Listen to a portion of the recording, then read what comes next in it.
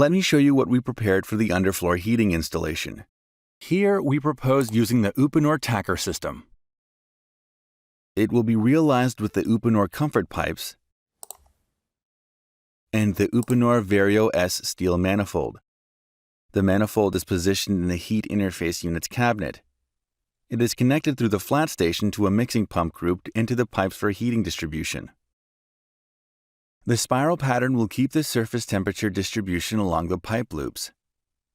In proximity of windows and external walls, we prepared peripheral zones with smaller pipe distances. Thanks to that, we can achieve greater performances also where the movements of cold air are bigger. Thermal output has been calculated according to the EN 1264 standard. We were able to meet the heat demand keeping a reasonable amount of pipes. In the pipes, the main parameters of the installation, such as specific capacity and volumetric flow, are stored. Pipe loops have been modeled respecting the recommended bending radiuses.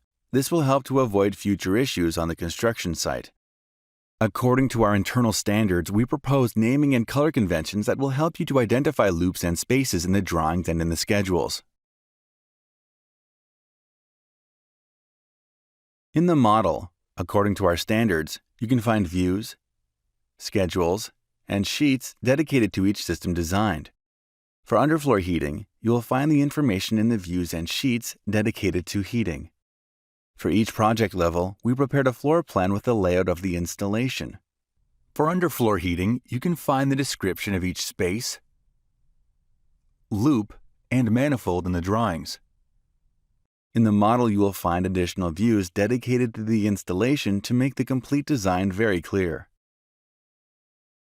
For the project, we prepared different kinds of schedules to report the values of the calculations and to store information about product quantities. In the Schedules 3.0, 4.0, 4.1, you can find the information regarding the quantity of pipes and fittings used in the project.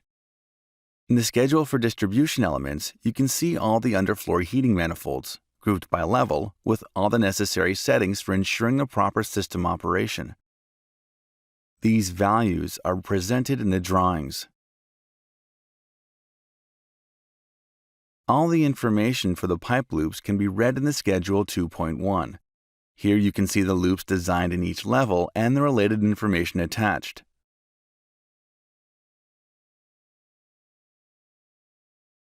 In the same way, we created analytical spaces and populated the Revit parameters. Everything is visible on the schedule.